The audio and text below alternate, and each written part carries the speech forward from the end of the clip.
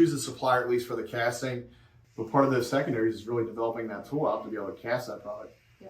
So what do you look for a shop that has a tooling department, or do you look for, I guess, the customer, the end prospect in mind, bringing that tooling to play?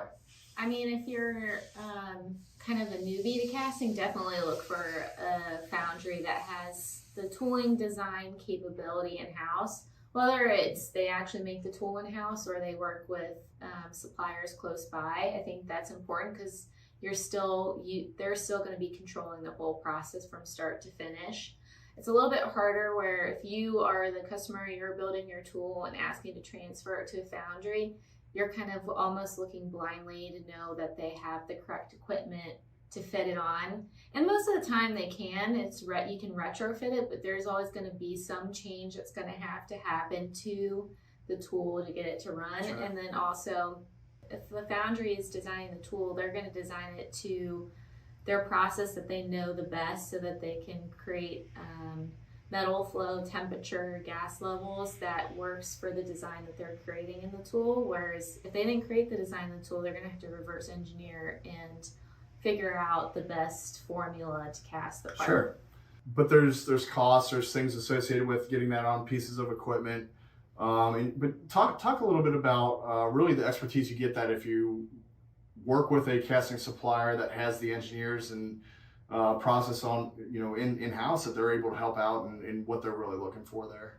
Yeah, if you're working with a foundry that has the tool design capability in-house, they're gonna be able to design the part to the metal temperature, the gas levels, the flow, tilt time, everything that's needed to create a good part, as well as if you're familiar with the casting process or permanent mold, the coatings that are required to help insulate the mold as you're casting in the manufacturing process. So you're going to be working with engineers who work on the shop floor so that they help make sure the process is running smoothly on top of designing the tool.